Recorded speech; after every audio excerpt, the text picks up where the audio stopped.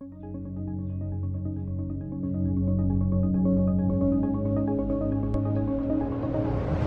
guys, MrPopZit here, Greg Lynch Derm PA. It's 2025. MPZ Dermatology is in full effect in Corona, California.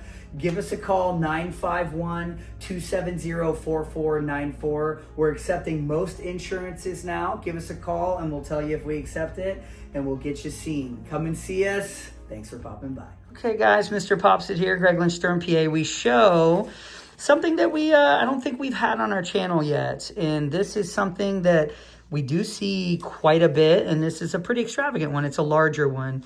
They can get bigger than this. This is usually how they present with a bled through Band-Aid. So you have gauze ready because this will leak when we take this off.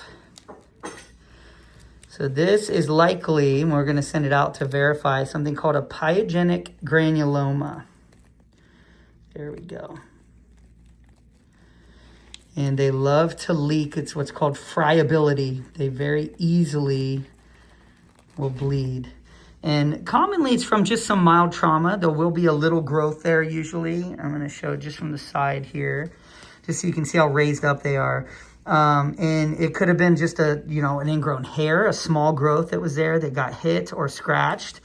Now, there are some types of skin cancers that can look like this too, but the difference in the presentation of skin cancer in these is that these can come up very, very quickly.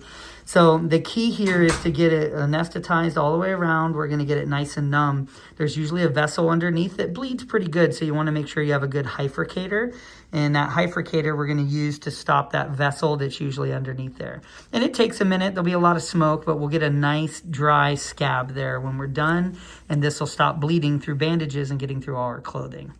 So thanks to her for sharing. We're going to get it prepped and ready and be right back. Sometimes they bleed a lot. Sometimes it won't bleed that much, but ready? Got it?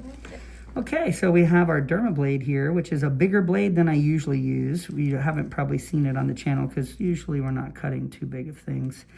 We want to get at the base here, and she should be nice and numb. We're going to come right across, and then we're going to hold pressure right there. Good. Just take a look here underneath. Yeah, let me get this a little bit. Come back and we'll do another little cut for any little part there. One more dab. I want to get these edges here, so I'll come back and trim that. And right there. So this could be coagulated blood here, which will be dark like that when it's been bleeding a lot. We do see that. We also, anytime we see darker tissue, we're always testing for any type of skin cancer as well. So that's why we send everything to pathology. I don't see a lot of pigment going super deep. Most of this is right at the surface, which is good. I'm just gonna scrape some of that, and then here as well. A little bit of the edge here. There. And then my hand's blocking some of that. We just got to scrape that out like that. Almost.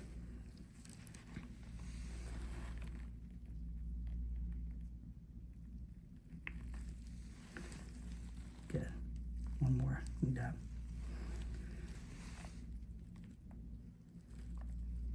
Right there. Okay. Now we're going to do some cautery and give you a little scab here. We'll get that. Try to remove any of the dark pieces there. Yeah, one more here.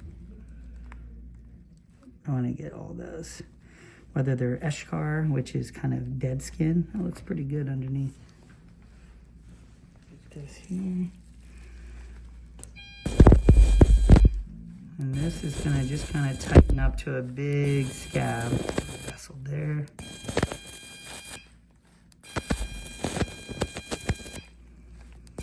And that scab is better than the big red bump.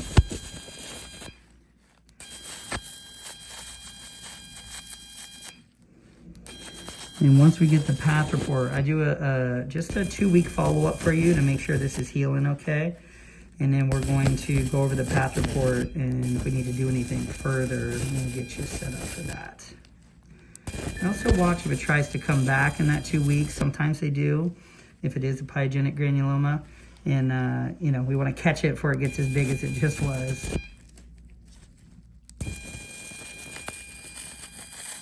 That's great. You can see that it gives us that instant scab. Just a little smell there, sorry. Perfect. No pain or anything? You're good? Fabulous. Good. Get any better, I couldn't stand it. Okay, so we're going to clean this up. A nice dry wound there. Shouldn't be leaking anymore. And we're going to get that path report back, and then we'll go from there moving forward. If it is just a pyogenic granuloma, it is just going to heal. She'll have a little off-white scar there eventually, and that'll be the end of it. If it is some type of, you know, what they call fungating mass, which is kind of bleeding, some type of skin cancer that was trying to grow, we're going to get that path report, and then we'll let her know too. So we always check, and thanks to her for sharing, and thanks for popping by. Okay, guys, this was the large growth we had on the arm. You can see how it's healing. And we had a differential on there of pyogenic granuloma, which is a large vascular growth. And then we could see the dark at the edge when we did the biopsy. And we always think like a nodular melanoma. And we did get the path back. It did come back as a nodular melanoma. So she is set up, you know, quickly within just the next week or two. She's going to have an excision with 1 centimeter margins. And we're going to get her all set up and get her treated, PET scans, all of that. So the good news is, you know, getting the diagnosis is key, and getting it as quick as you can, and then getting the surgery to remove this primary mass.